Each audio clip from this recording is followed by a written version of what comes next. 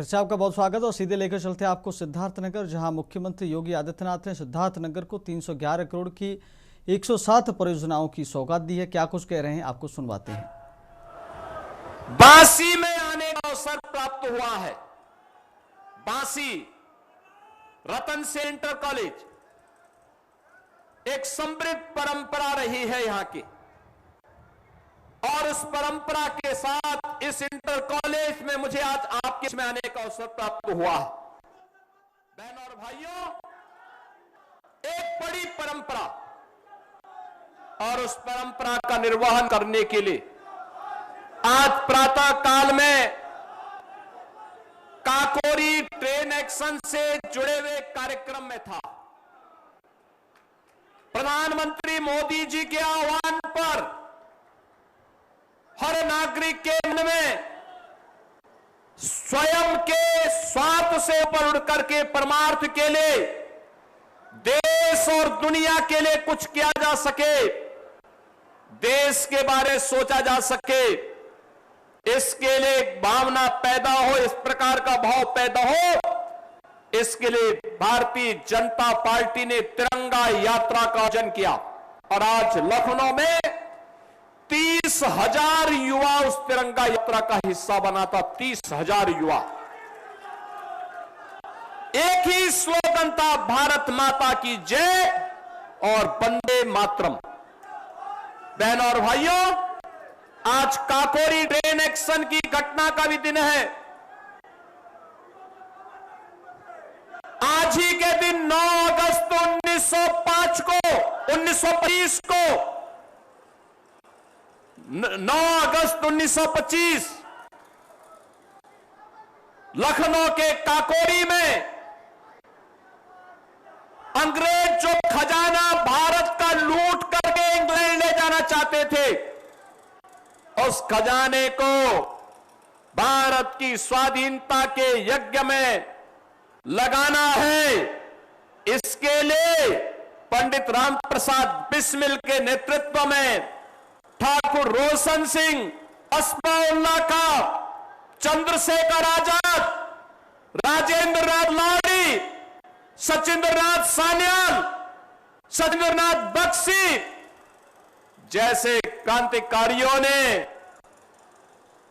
उस समय उस खजाने को अपने हाथ में लेकर के क्रांतिकारियों को भारत की आजादी के लिए उसे अर्पित किया था। बहनों और भाइयों, जो महान क्रांतिकारी अपना जीवन दांव पे लगा करके भारत को आजाद कराने के लिए कार्य कर रहे थे, कांग्रेस के लोगों ने, अंग्रेजों ने तो उसे डकैती कहा। आजादी के बाद कांग्रेस ने भी उसे डकैती कहा। हम आभारी हैं प्रधानमंत्री मोदी जी के, जिन्होंने काकोरी डकैती की घटना का नाम बदल करके काकोरी ट्रेन एक्शन के रूप में लेकर के क्रांतिकारियों को सम्मान देने का काम किया है। भारत माता के उन महान सपूतों को याद करिए। आजादी के बाद जिन लोगों के हाथों में सत्ता आई, वे सत्ता के मद में इतने मशगूल हो गए, हर संस्था का नाम अपने खानदान के नाम कर रहे थे। उन्हें क्रांतिकारियों के स्मारक नहीं दिखाई दिए, उन्हें क्रांतिकारियों का स्मरण नहीं आया, बुला दिया गया। राम प्रसाद बिस्मिल को बुला दिया गया, ठाकुर रोशन सिंह को बुला दिया गया, अस्फाउल्लाह खां को बुला दिया गया, चंद्रशेखर आजाद को बुला दिया गया, सुखदेव राजगुरु को बुला दिया गया, वीर सावरकर को बुला दिया गया, और महाराज सुहेलदेव को वे लोग भूल गए, निषाद राज गुहा को भूल गए, वीरांगना उदा देवी पासी को भूल गए, वीरांगना अवंतीबाई लोधी को ये लोग भूल गए, वीरांगना झलकारी बाई कोड़ी को ये लोग भूल गए। सत्ता का मद इतना खतरनाक होता है अगर ये देखना है तो कांग्रेस के पतन के साथ आप जोड़ करके देख सकते हैं कि इन्होंने क्रांतिकारियों को भुलाया है, तो आज देश का युवा कांग्रेस को पूरी तरह दफन करके रख दिया है। बहनों और भाइयों, कांग्रेस पूरी नेगेटिव ट्रैक के साथ चल रही है। भारत गुलाम क्यों हुआ? भारत की गुलामी के दो कारण थे। एक कारण था अंतर्विरोध, आपस में एक दूसरे को नीचा दिखाने की प्रवृत्ति, जाति के नाम पर, क्षेत्र के नाम पर, भाषा के नाम पर समाज को बांटने की कुप्रवृत्ति, और दूसरा अपने ही संस्थाओं के प्रति षड्यंत्र करने की भाव। हर व्यक्ति इस बात को मानता था, जिन लोगों का दायित्व था देश को दिशा देने की, समाज को आगे बढ़ाने की, वही लोग उस समय समाज को दिग्भ्रमित कर रहे थे। देश गुलाम हुआ। सैकड़ों वर्षों की इस गुलामी के खिलाफ 1857 के प्रथम स्वातंत्र समर से चली एक लड़ाई कभी मंगल पांडे ने जो चिंगारी जलाई थी,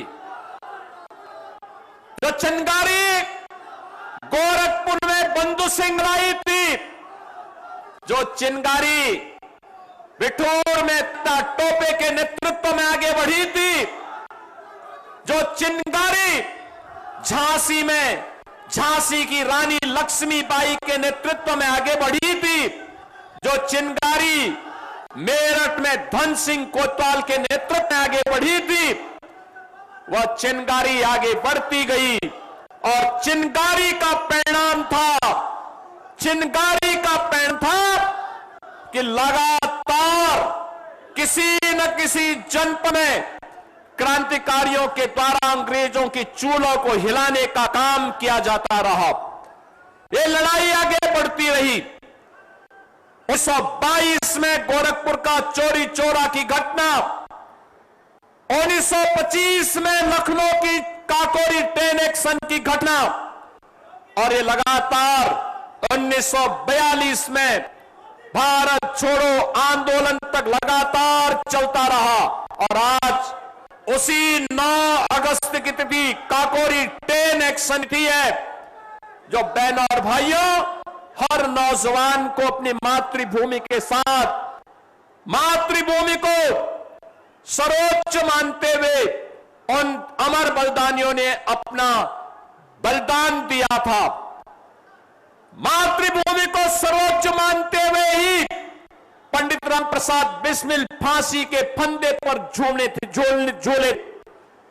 याद करना, ठाकुर रोशन सिंह, अस्फाउल्लाह खां, चंद्रशेखर आजाद, राजगुरु भगत सिंह, वीर सावरकर जैसे क्रांतिकारी सब कुछ भारत माता के चरणों में समर्पित करते हुए अपने आप को आजादी की इस लड़ाई में समर्पित किए थे। और आज जो पाप उस कालखंड में बांटने का काम उस कालखंड में उन लोगों ने किया था, जिसके कारण देश गुलाम हुआ था, वही पाप आज कांग्रेस और समाजवादी पार्टी के नेता समाज को जाति के नाम पर बांटने का पाप फिर से कर रहे हैं। बहनों और भाइयों, इनके बांट का परिणाम क्या है? कोई पूछे तो इन लोगों से, किसी ने पूछने का प्रयास किया कभी कि देश के अंदर और प्रदेश के अंदर सर्वाधिक समय तक कांग्रेस ने शासन किया, सर्वाधिक समय तक शासन किया, लेकिन इन्होंने अपने समय में इन्होंने क्या किया था? युवाओं के लिए क्या किया था? किसानों के लिए क्या किया? गरीबों के लिए क्या किया था? इन्होंने महिलाओं के लिए।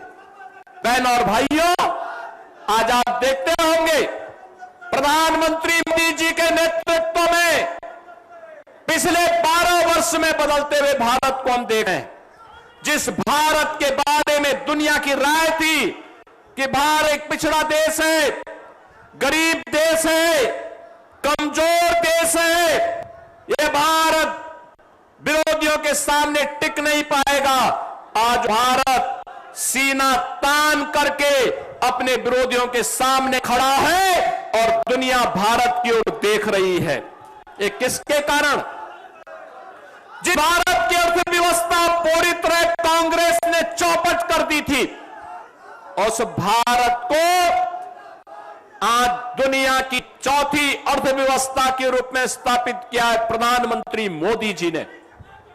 बहनों और भाइयों, जिस भारत के बारे में कहा जाता था कि भारत में भ्रष्टाचार है, भारत में पॉलिसी पैरालिसिस का शिकार हो चुका है, आज वह भारत मजबूती के साथ खड़ा होकर के युवाओं के लिए स्टार्टअप इकोसिस्टम को लेकर खड़ा है।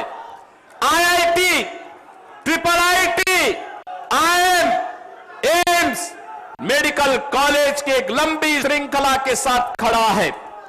वह भारत आज निवेश का बेहतरीन गंतव्य बनकर के दुनिया के सभी प्रकार के निवेश को अपने आवंटित कर रहा है।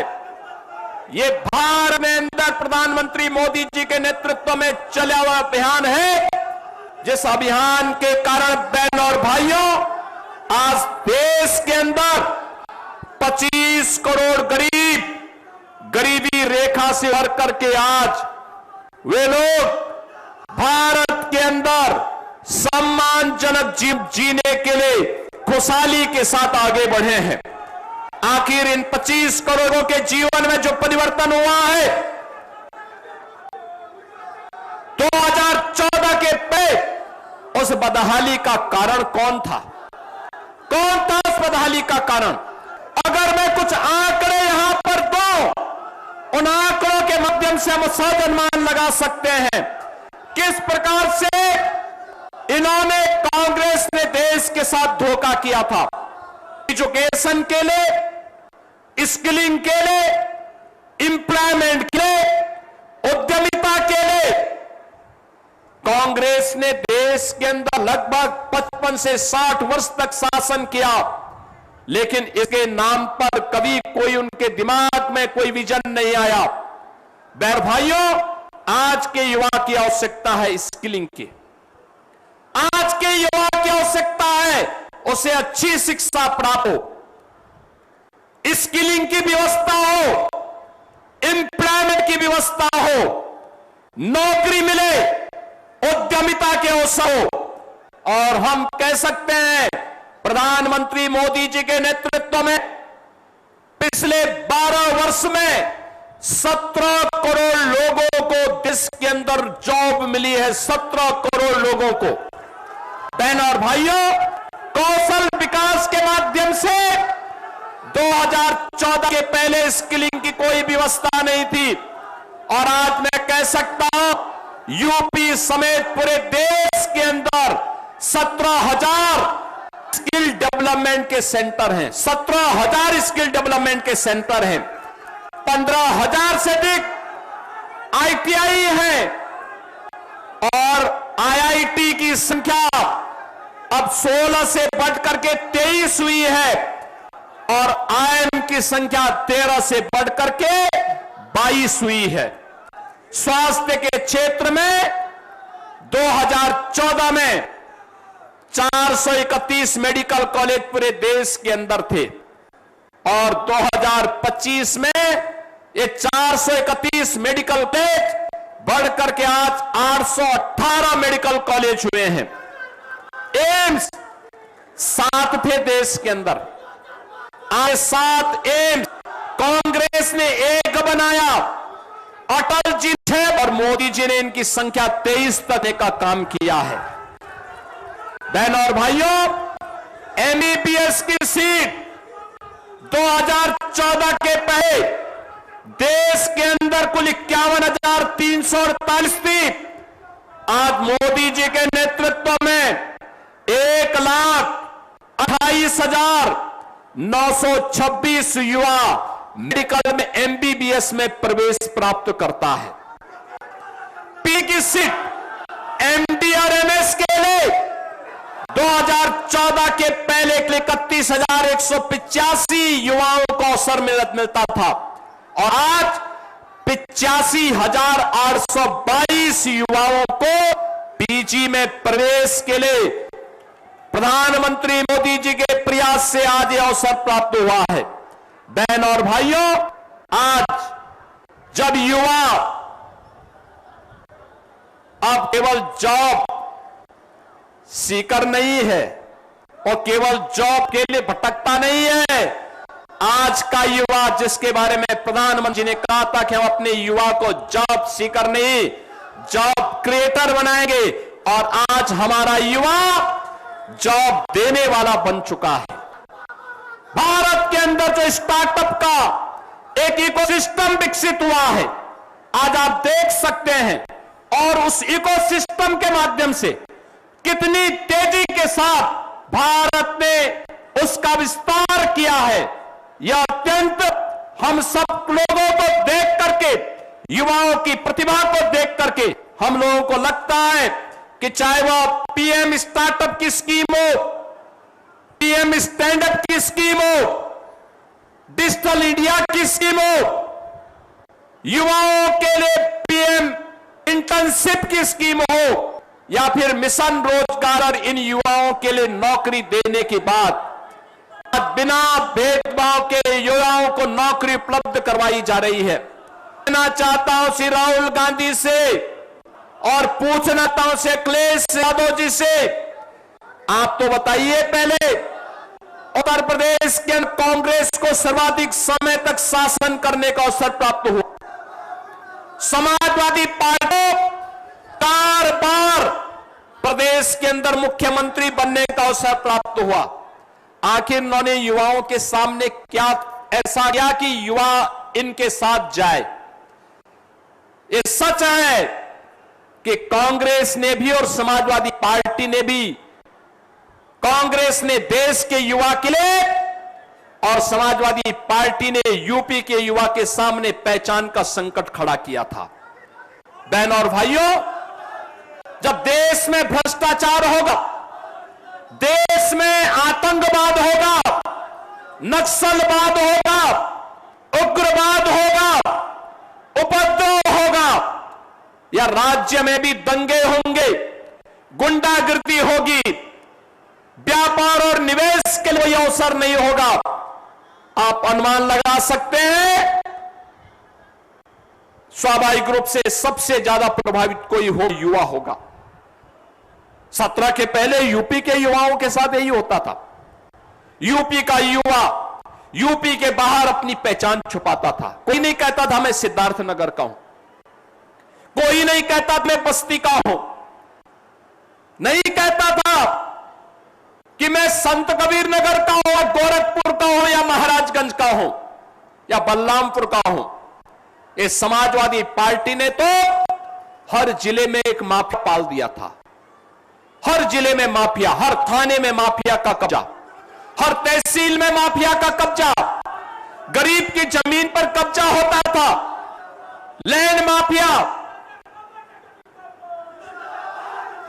के mafia, sand mafia, cattle mafia और पेशेवर अपराध के लिए कुख्यात माफियाओं की समानांतर सत्ता ये प्रदेश पहचान थी। पर्व और त्योहार नहीं मना सकते थे। मैं कल मेरठ में था, जिसकी चर्चा श्री जगदंबिका पाल जी कर रहे थे। पिछले 4 दिन के अंदर गाजियाबाद से हरिद्वार के बीच में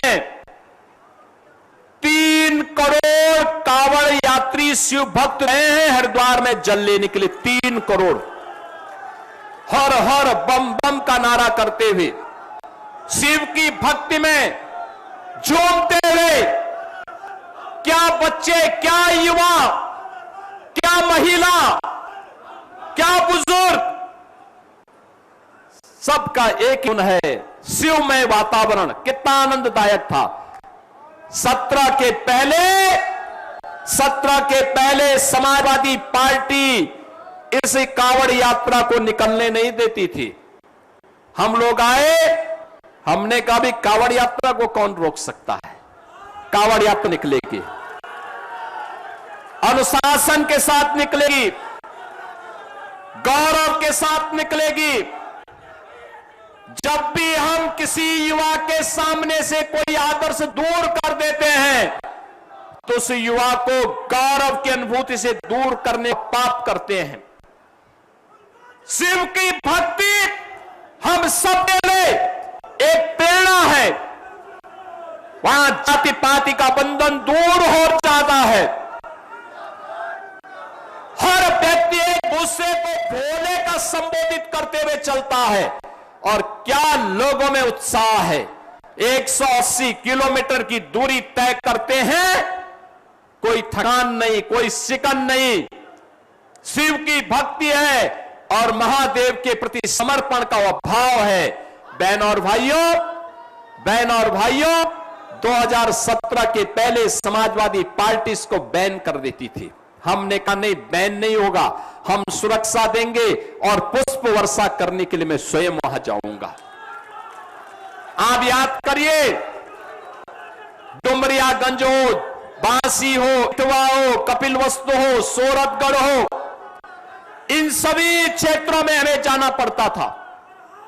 हमेशा यहां दुर्गा पूजा के समय, रामलीला के लिए या किसी अन्य अवसर पर दंगे फसाद होते थे। पिछले 9 वर्ष में कोई दंगा नहीं हुआ, कोई कर्फ्यू नहीं। आज यूपी में कर्फ्यू नहीं, दंगा नहीं। अब यूपी में सब चंगा है। हर व्यक्ति अपने काम धंधे में लगा है, अपना व्यवसाय कर रहा है। बेटी की सुरक्षा में कोई सेंध नहीं लगा सकता। व्यापारी की संपत्ति पर कोई जबरदस्ती कब्जा नहीं कर सकता है। और भाइयों, 2017 के पहले ये सब नहीं था। 2014 के पहले देश के अंदर कांग्रेस इतना ही नकारात्मक वातावरण बनाया हुआ था। देश के बाहर युवा नहीं जा सकता था, पहचान का संकट था। एक भ्रष्ट देश के रूप में, कमजोर देश के रूप में कांग्रेस ने भारत की पहचान पे धब्बा लगाया था। बहनों और भाइयों, आज मैं आप सबसे कहना चाहता हूं, समाजवादी पार्टी 1 डिस्ट्रिक्ट 1 माफिया पालती थी और हमने 1 डिस्ट्रिक्ट 1 मेडिकल कॉलेज दिया है। कोई सोचता था माधव बाबू के नाम पे मेडिकल कॉलेज बनेगा। आज स्वर्गीय माधव प्रसाद त्रिपाठी मेडिकल कॉलेज सिद्धार्थनगर बनकर के तैयार है और कार्य कर रहा है। आज बहनों और भाइयों, 1 डिस्ट्रिक्ट 1 प्रोडक्ट में भगवान बुद्ध का प्रोडक्ट आज आपके सामने काला नमक चावल, मैं देख रहा था काला नमक चावल 1 किलो का दाम 200 रुपया मिल रहा है। 1 किलो का दाम 200 रुपया। और डिमांड इतनी है कि उतनी सप्लाई नहीं हो पा रही है। हमने यहां पे इसके लिए कॉमन फैसिलिटेशन सेंटर स्वीकृत किया है। फिर से कपिलवस्तु में भगवान बुद्ध के थीम पार्क के साथ ही विपश्यना का केंद्र पे इसके लिए भी धनराशि स्वीकृत की है। बहनों और भाइयों, बेसिक शिक्षा की हालत क्या थी 2017 पहले, और समाजवादी पार्टी ने तो उस समय घोषणा कर दी थी कि नकल हमारा जन्मसिद्ध अधिकार है। या नकल के माध्यम से प्रदेश के युवाओं के सामने इन्होंने संकट खड़ा किया था। उन्हें स्वावलंबन के पथ पर आगे बढ़ने के लिए उन्होंने सारे अवसर समाप्त कर दिए थे और नौकरी आती थी तो समाजवादी पार्टी का सफाई सिंडिकेट वसूली के लिए निकल पड़ता था। बहनों और भाइयों, चाचा भतीजे की लूट, युवा या तो प्लान करने के लिए मजबूर होता था या युवा आत्महत्या करने के लिए मजबूर होता था। आज मैं कह सकता हूं 9 वर्ष में हमारी सरकार ने 9 लाख अधिक नौजवानों को सरकारी नौकरी दी है। 9 लाख सरकारी नौकरी, और ये सरकारी नौकरी आपके सिद्धार्थनगर के नौजवानों को ही प्राप्त हुई है। आज जब मैं नियुक्ति पत्र वितरित करता हूं तो बहनों और भाइयों, नियुक्ति पत्र में सिद्धार्थनगर का नौजवान भी होता है और मैं पूछता हूं कहां से हो, तो नौजवान बोलता है कि बाबा बांसी से हैं। उनमें से बहुत सारे नौजवान ऐसे होते हैं जिनके पिता, जिनके भाई सिद्धार्थनगर के अंदर आंदोलनों में हमारे साथ खड़े होते थे, देखते थे, मैं देखता था, मुझे अच्छा लगता है कि आज उसके परिवार का वारिस अपने परिश्रम से नौकरी प्राप्त कर रहा है। बहनों और भाइयों, आज यहां पे विकास की एक नई लहर चली है। गोरखपुर से सिद्धार्थनगर जनपद होते हुए शामली तक इकोनॉमिक कॉरिडोर बन रहा है। 6 लेन का बनेगा ये, और 6 लेन का इकोनॉमिक कॉरिडोर 8 लेन तक बढ़ेगा। वहां से शामली से फिर आगे अंबाला होते हुए आगे तक आएगा और गोरखपुर से सिलीगुड़ी तक जाएगा।